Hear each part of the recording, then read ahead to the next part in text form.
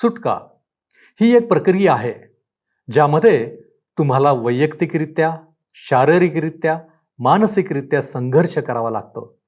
ज्यामध्ये आमचे काही स्वभाव गुण सोडून द्यावे लागतात, तर काही नवीन सद्गुण धारण करावे लागतात. काय आपण या प्रक्रियेत सहभागी आहात? उपासना उपासना उपासना उपासना प्रभुजी करो उपासना प्रभुजी करो उपासना उपासना उपासना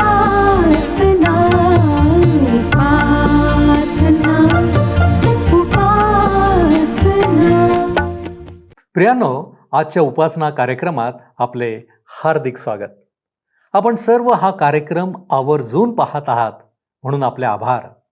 आपणास काही शंका असल्यास किंवा वचनाबद्दल काही अधिक माहिती हवी असल्यास कार्यक्रमात देण्यात येणाऱ्या फोनवर कृपया आम्हास संपर्क करावा ही विनंती. प्रियांनो, मनुष्याच्या जीवनात चढ आणि उतार असतात. त्याचे जीवन सुख आणि दुःख यांनी भरलेले आहे, ज्यामध्ये दुःख हे सुखावर मात करणारे आहे असे प्रकर्षाने जाणवते. हे झाले सर्वसामान्य मनुष्याचे. परंतु विश्वासणाऱ्याचे काय असा प्रश्न कदाचित तुमच्या मनात डोकावण्याची शक्यता आहे. आजच्या अध्ययनात आपण विश्वासणाऱ्याच्या जीवनात जरी वर्तमान काळात दुःख असले तरीही भविष्यामध्ये मात्र त्याला वैभव कसे प्राप्त होणार आहे याबद्दल आपण पाहणार आहोत. आज आपण विश्वासणारा आणि पृथ्वी यांच्यातील एक साम्य पाहणार आहोत. ते कोणते आहे, त्याद्वारे आम्हाला कशाची खात्री आहे इत्यादी गोष्टी आपण लवकरच पाहू. तर मग चला प्रियांनो, आपण आपल्या अध्ययनाची सुरुवात करूया. श्रोत्यांनो, रोमकरास पत्र ह्याच्या 8व्या अध्यायाला आम्ही सुरुवात केलेली आहे. 17 वचनांपर्यंत मागच्या कार्यक्रमात आम्ही अध्ययन केले आहे, परंतु 13 पासून 17 वचनांवर मी अधिक स्पष्टीकरण देऊ शकले नव्हते. ह्या कार्यक्रमात मी ह्या वचनांवर थोडक्यात स्पष्टीकरण देईन आणि नंतर आपण पुढे जाऊ. 13वं वचन आम्ही वाचलं होतं, कारण जर तुम्ही देह स्वभावाप्रमाणे जगलात तर तुम्ही मरणार आहात, परंतु जर तुम्ही आत्म्याने शरीराची कर्मे ठार मारलीत तर जगाल. श्रोत्यांनो, जर तुम्ही देह स्वभावाप्रमाणे जगलात तर तुम्ही मरणार, हे वाक्य लक्षात घ्या. कोणाला मरणार? देवाला मरणार. ह्याचाच अर्थ तुमची त्याच्याशी सहभागिता नाही. मी ह्या ठिकाणी सिद्धांत मांडत नाही. जर आपण देवाची लेकरे आहात तर ह्या गोष्टी आपल्याला अनुभवाने माहीत असतीलच. जर आपण देवाची लेकरे आहात आणि आपल्या जीवनात कबूल न केलेले एखादे पाप आहे, तर काय आपणाला उपासनेकरिता मंदिरात जाणे आवडेल? काय पवित्र शास्त्र वाचायला आवडेल? प्रार्थना करण्याची इच्छा होईल? अर्थातच नाही.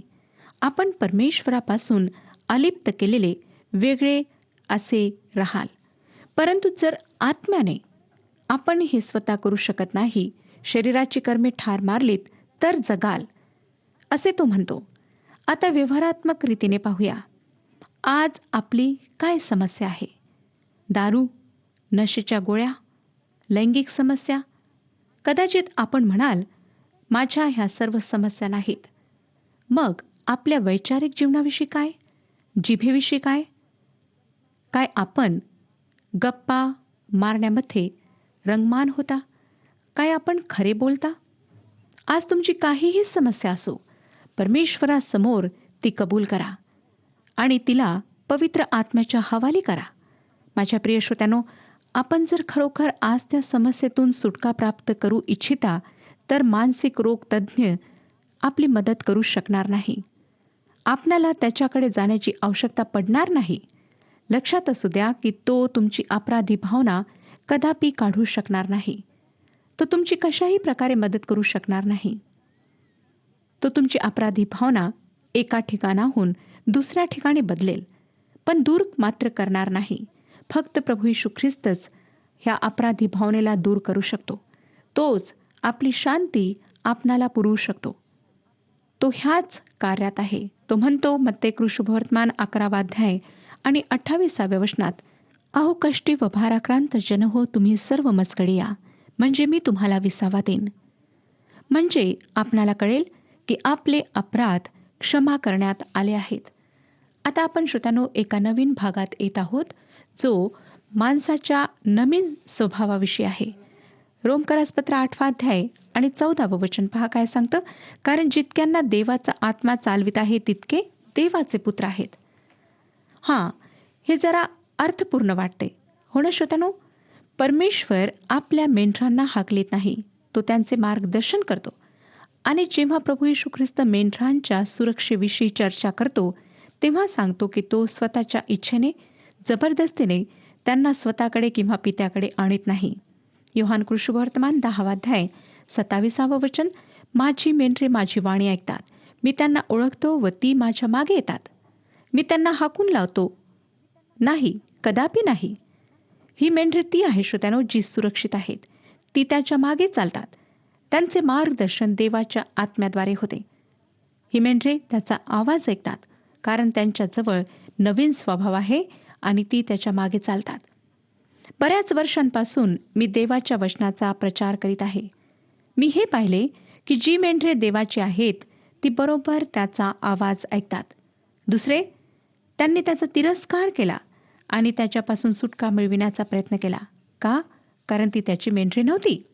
येशू ख्रिस्ताने योहान शुभवर्तमान 15 अध्याय आणि 18 वचनात म्हटले, जग जर तुमचा द्वेष करीते तर तुमचा द्वेष करण्यापूर्वी त्याने माझाही केला आहे हे तुम्हाला माहीत आहे. एका देवाच्या सेवकाने सांगितले की मला फार त्रास आहे. त्यांना विचारण्यात आले, कोणापासून त्रास आहे? त्यांनी म्हटले की माझ्या मंडळीतील कमिटीचे लोक, संडे स्कूलचे शिक्षक मला त्रास देतात. त्यांना विचारण्यात आले, मग तुम्ही काय करता? त्यांनी उत्तर दिले, मी पवित्र शास्त्रातून त्यांना उपदेश देतो. ठीक आहे, पण लक्षात ठेवा की हे लोक देवाची मेंढरे अर्थात देवाची लेकरे नाहीत. श्रोत्यानो, त्याची मेंढरे त्याच्या मागे चालतात.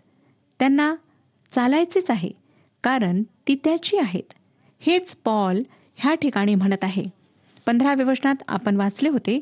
तो म्हणतो, कारण पुन्हा भीती बाळगावी असा दासपणाचा आत्मा तुम्हाला मिळाला नाही, तर ज्याच्या योगे आपण अब्बा बापा अशी हाक मारतो असा दत्तकपणाचा आत्मा तुम्हाला मिळाला आहे. कारण पुन्हा भीती बाळगावी असा दासपणाचा आत्मा तुम्हाला मिळाला नाही. तुमच्यामध्ये भयाचा आत्मा नाही की आपण स्वतःच्या आत्मिक स्थितीविषयी आश्चर्य करावे, की आपण सुखात नाही, निराशेत आहात.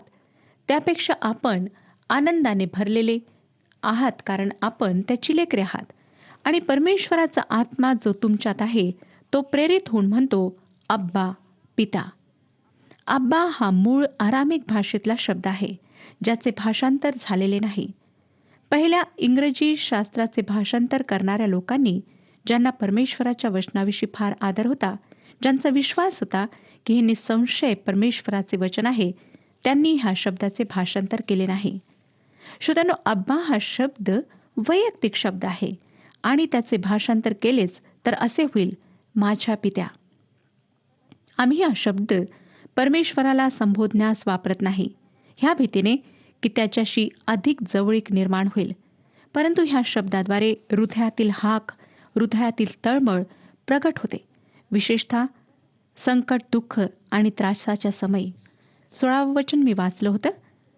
ते अशा प्रकारे, तो आत्मा स्वतः आपल्या आत्म्याबरोबर साक्ष देतो की आपण देवाची मुले आहोत.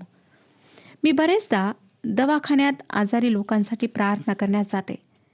त्यांना मी धैर्य देते की देवबाप ह्या समयी तुमच्या जवळ आहे, तो तुम्हाला ह्या आजारातून अवश्य बरे करणार.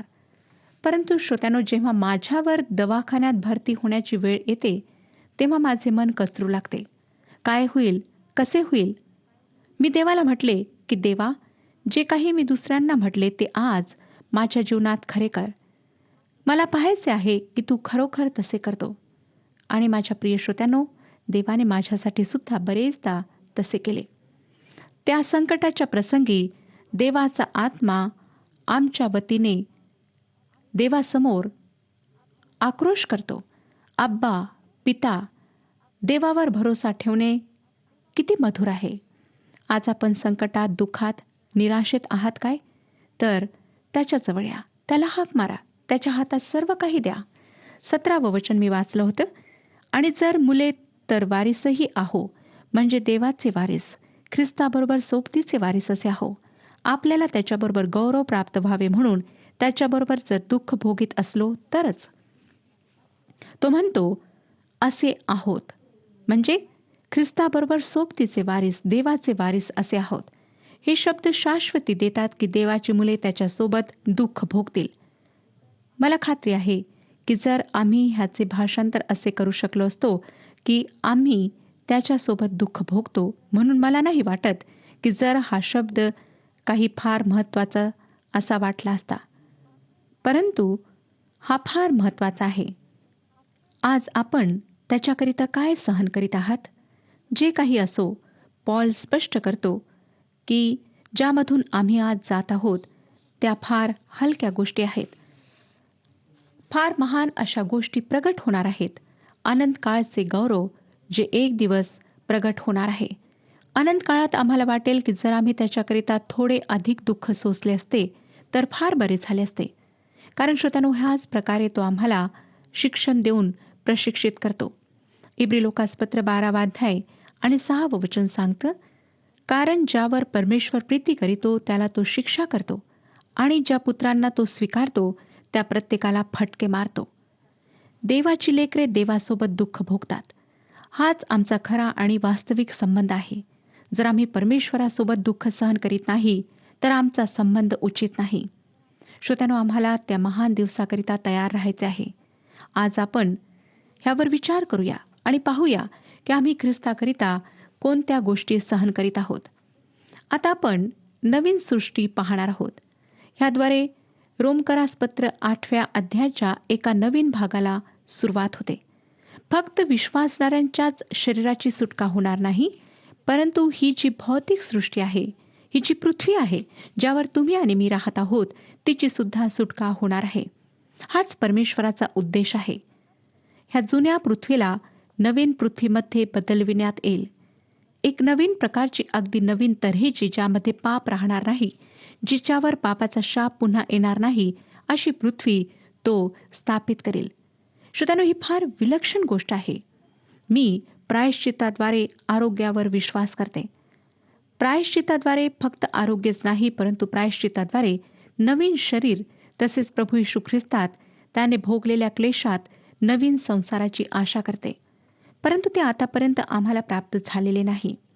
राजनैतिक पक्ष आणि इतर राष्ट्री अनेक वर्षापासून एक नवीन जग निर्माण करण्याच्या प्रयत्नात आहेत, परंतु अद्यापर्यंत त्यांना तसे शक्य झालेले नाही. परंतु येशू ख्रिस्त त्याने देव केलेल्या सुटकेद्वारे एक दिवस हे करणार आहे आणि मला एक नवीन शरीर प्राप्त होणार. त्या दिवसाची मी फार आतुरतेने वाट पाहत आहे.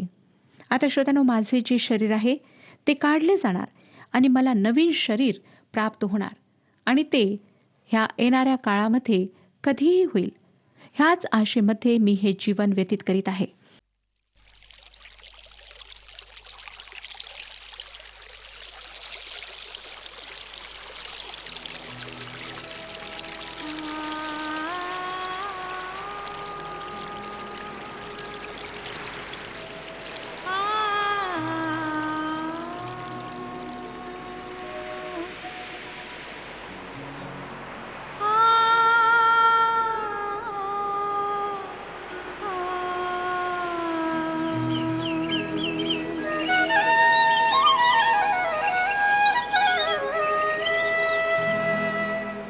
मी गोड गीत गावे देवा तुझ्या प्रीतीचे. मी गोड गीत गावे देवा तुझ्या प्रीतीचे. तुझेच गुण गावे हे ध्येय जीवनाचे. हे ध्येय जीवनाचे.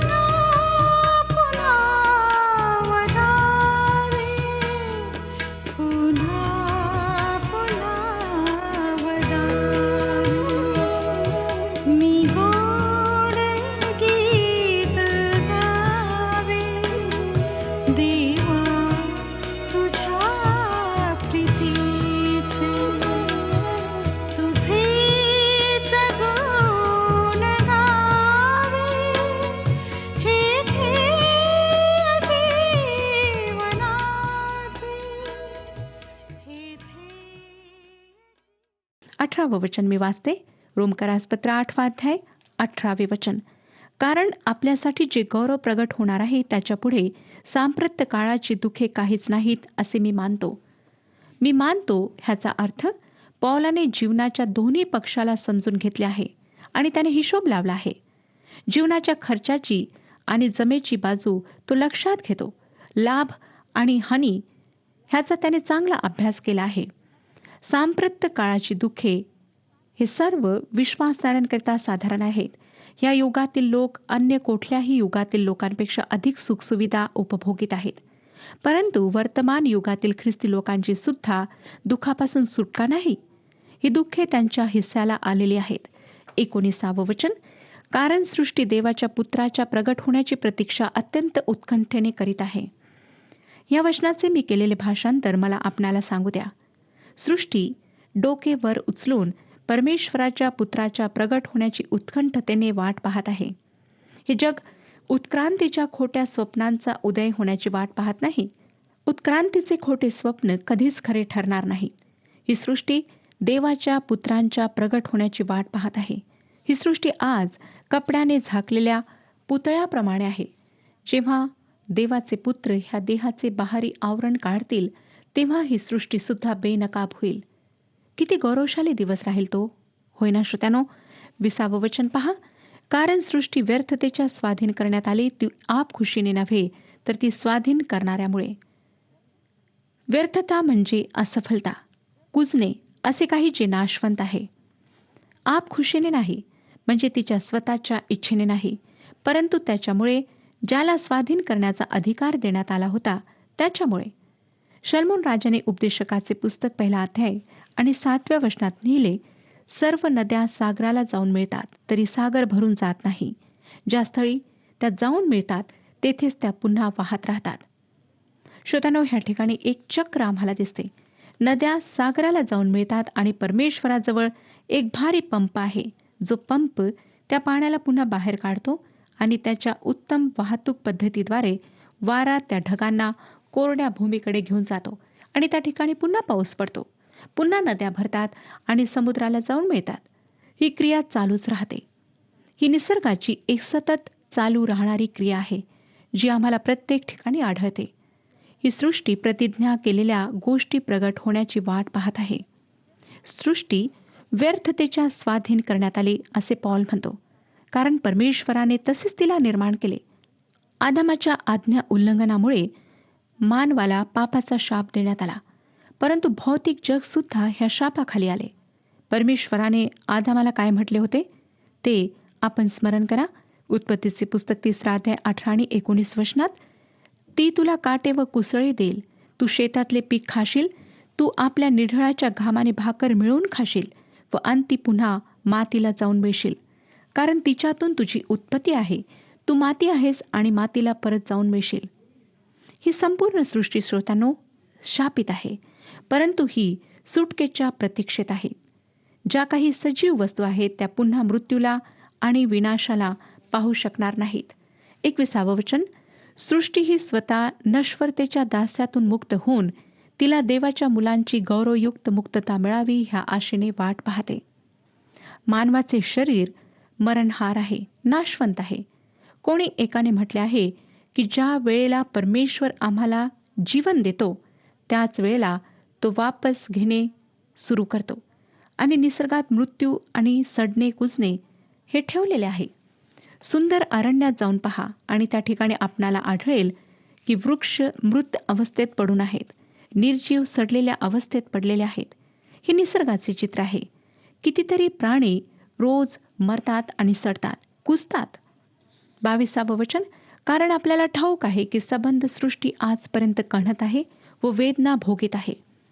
कोणा एका कवीने लिहिले आहे की परमेश्वर स्वर्गात आहे, जगात सर्व व्यवस्थित आहे. ख्रिस्ती लोकांना माहीत आहे की हे खरे नाही. देव स्वर्गात आहे हे खरे आहे, परंतु जगात सर्व काही व्यवस्थित आहे हे मात्र खरे नाही. परमेश्वराचे पवित्र वचन अधिक खरे आहे, जे योएलचे पुस्तक ह्याच्या 1 अध्यायाच्या 18व्या वचनात म्हणते, गुरेढोरे कशी धापा टाकीत आहेत, बैलांचे कळप घाबरले आहेत, कारण त्यास चारा नाही, मेंढरांचे कळपही पिडले आहेत. श्रोत्यानो, कोणीतरी असे म्हटले आहे की ही सृष्टी दुःखाने भरलेले गीत गाते. पर्वतावरील झाडातून जो वारा वाहतो त्यामध्ये हे उसासे भरलेले असतात. झाडांच्या मधून वाहणाऱ्या वाऱ्याद्वारे जे संगीत निर्माण होते ते रेकॉर्ड करण्यात आले आणि ऐकल्यानंतर खरंच ते संगीत दुःखाने भरलेले होते. पक्ष्यांचा आवाज, प्राण्यांचे किंचाळणे, ओरडणे हे सर्व पवित्र वचनात सांगण्यात आलेल्या गोष्टींचे साक्षीदार आहेत. गॉडेट म्हणतात की निसर्ग हा त्या वधूप्रमाणे आहे जी लग्नासाठी सजून धजून अगदी तयार आहे आणि पाहते तर काय की वर मरून पडला आहे. ती त्या वधूच्या कपड्यात छान सजलेली उभी आहे, परंतु डोळे मात्र अश्रूंनी भरलेले आहेत. हे म्हणणे अगदी बरोबर आहे श्रोत्यानो की ही सृष्टी कणत आहे. 23 वचन पहा, इतकेच केवळ नव्हे तर ज्या आपणाला आत्मा हे प्रथम फळ मिळाले आहे ते आपणही स्वतः दत्तकपणाची म्हणजे आपल्या शरीराच्या मुक्तीची वाट पाहत असता आपल्या ठाई कणत आहोत. दावीद राजाने सुद्धा स्तोत्रसंहिता 6 अध्याय आणि 6 वचनात म्हटले होते, मी कणून कणून थकलो आहे. रोज रात्री मी आपले अंथरूण आस्वाद पोहवितो. मी आपला पलंग अश्रूंनी विरघळवितो. श्रोत्यानो, फक्त सृष्टीच कणत नाही, परंतु विश्वासणारे सुद्धा सृष्टीच्या सुसंगत आहेत. हे वचन त्या लोकांच्या मताला उधळून लावते जे हे म्हणतात की ख्रिस्ती लोकांचे चिन्ह म्हणजे 12 महिने त्यांच्या तोंडावर हास्य असते. येशूने सुद्धा अश्रू ढाळलेत. ह्या शरीरात असताना श्रोत्यानो, आपण सर्व अश्रू ढाळतो, कणतो. जसजसे आमचे वय वाढत जाते आमच्या शरीराचे अवयव दुर्बळ होतात. अनेकांना विभिन्न प्रकारचे आजार लागतात आणि मग आमचे कणणे सुरू होते.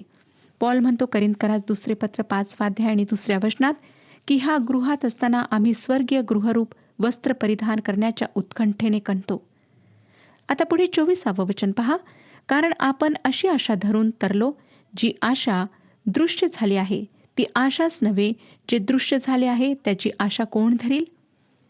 आपण आशा धरून तरलो हे शब्द येशू ख्रिस्ताच्या वधस्तंभावरील आमच्यासाठी केलेल्या कार्याविषयी तसेच त्याच्यामध्ये आमचा जो विश्वास आहे त्याविषयी बोलतात. हे सर्व काही नाही. मुक्ती पावलेले, सुटका प्राप्त झालेले शरीर भविष्यात आमच्याकरिता ठेवण्यात आले आहे. 25 वचन, पण जे अदृश्य त्याची जर आपण आशा धरली तर धीराने आपण त्याची प्रतीक्षा करीत असतो. विश्वास, आशा आणि प्रेम हे विश्वासणाऱ्याच्या जीवनाचे आवश्यक घटक आहेत. विश्वास आणि आशा दोन्ही जे गौरव आमच्यामध्ये प्रकट होणार आहे त्यात समाप्त होतील. फक्त प्रेम सदैव टिकणारे आहे. 26 वचन, तसेच आत्माही आपल्या अशक्तपणात आपल्याला हातभार लावतो, कारण आपण यथायोग्य प्रार्थना कशासाठी केली पाहिजे हे आपल्याला ठाऊक नाही, पण आत्मा स्वतः अनिर्वाच्य कन्याने मध्यस्थी करतो. होय श्रोतानो, परमेश्वराचा आत्मा अनिर्वाच्य कन्याने आमच्याकरिता मध्यस्थी करतो, ज्याविषयी आम्ही बोलू शकत नाही. 27 वचन, पण अंतर्यामे पारखणाऱ्याला त्या आत्म्याचा मनोभाव काय हे ठाऊक आहे, कारण हा आत्मा पवित्र जनांसाठी देवाच्या मर्जीप्रमाणे मध्यस्थी करतो. श्रोत्यानो, बऱ्याचदा आम्ही स्वतःची इच्छा परमेश्वरासमोर ठेवतो आणि म्हणतो की ही विनंती तू मान्य करावी, परंतु बऱ्याचदा परमेश्वर ती विनंती मान्य करीत नाही. देवाचा आत्मा देवाच्या इच्छेप्रमाणे आमच्याकरिता मध्यस्थी करतो. हे फार विलक्षण आहे. परमेश्वर आपणा सर्वांस आशीर्वाद देव. हा कार्यक्रम आपणास आवडला काय? आता आम्हाला एक मिस कॉल करा आणि आपण पुढील विजेता होऊ शकता.